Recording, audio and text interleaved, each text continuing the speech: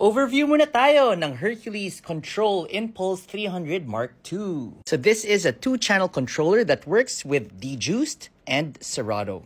And yes, that's Serato Lite and Serato DJ Pro.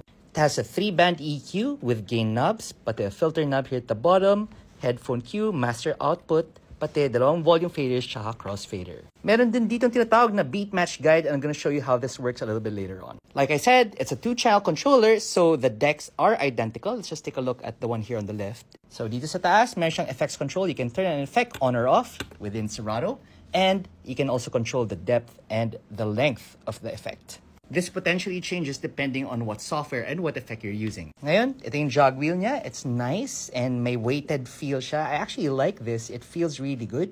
My controls for quantize and slip.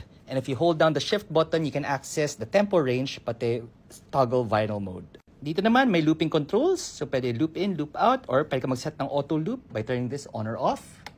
Yan.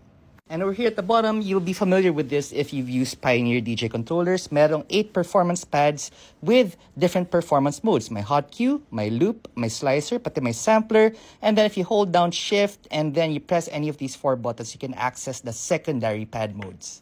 Over here on the left, meron tayong sync button for those who want to use sync.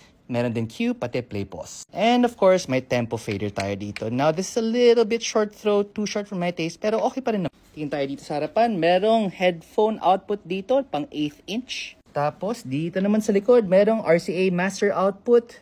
Tapos, merong USB jack pang kabit sa ating laptop. Dito standalone, okay? You need to connect this to a laptop in order to use it. Okay, ngayon balikan natin tong beat match guide. Para saan nga ba to?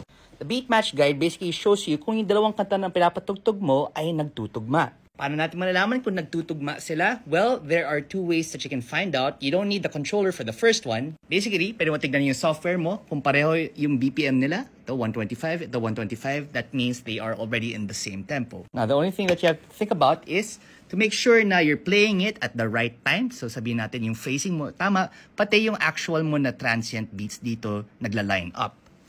That's pretty much what DJing is all about, diba? Pero this controller takes it a step further by giving you actual visual cues dito sa controller itself. And you can find those visual indicators below the jog wheel. Ito is a beat align. Meron ditong arrow na left, pati arrow na right.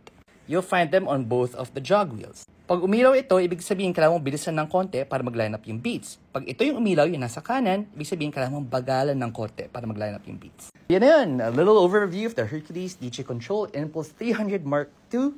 And if you want a full review of it, let me know in the comments and I'll do it here on the channel.